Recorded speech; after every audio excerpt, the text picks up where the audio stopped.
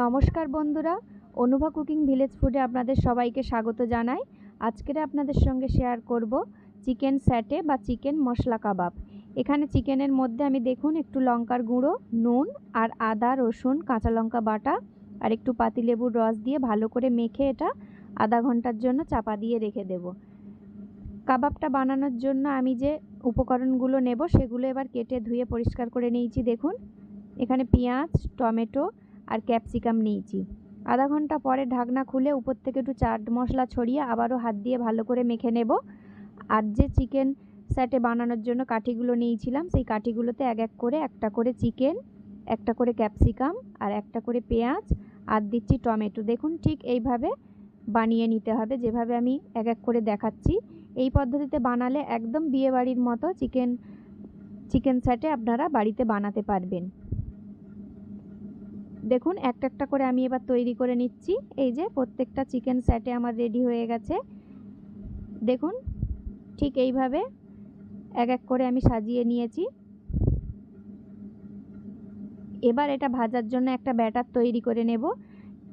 তার মধ্যে দিচ্ছি ময়দা, একটু কর্নফ্লাওয়ার আর পরিমাণ মতো নুন আর একটা ডিম ভেঙে দিচ্ছি আর দিচ্ছি একটু লাল লঙ্কার গুঁড়ো।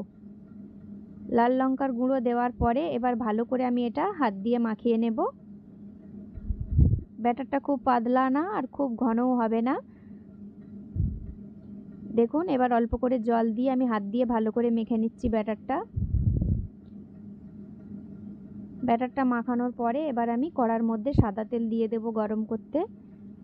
দেখুন এবার একটা একটা কাবাব এই মিশ্রণের মধ্যে মাখাবো আর তেলের মধ্যে ছেড়ে দেব। খুব কড়া করে কিন্তু আমি ভাজবো না, দেখুন হালকা করে এটা ফ্রাই করেছি, কারণ এটা ডবল ফ্রাই করলে তবেই মচমচে খেতে হবে। দেখুন ডবল ফ্রাই করার জন্য আবারও আমি এগুলোকে তেলের মধ্যে দিয়ে দিচ্ছি। এবার আমি একটু লাল লাল করে ভেজে তুলব।